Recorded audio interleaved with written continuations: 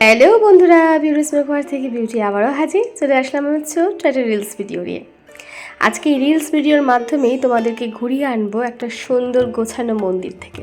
হ্যাঁ, বাইরেটা দিয়ে বুঝতেই পারছো মন্দিরটা কতটা সুন্দর, ভিতরটা ততটাই সুন্দর গোছানো।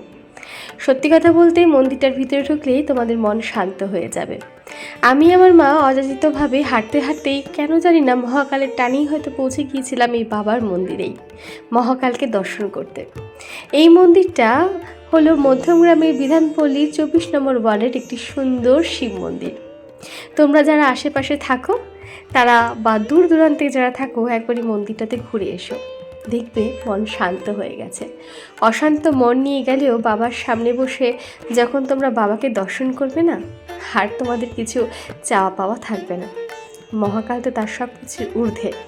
আমরা অনেকক্ষণ বসে আরতি দেখেছিলাম, খুব ভালো লেগেছিল। তো তোমরা অবশ্যই যেও। হর হর মহাদেব।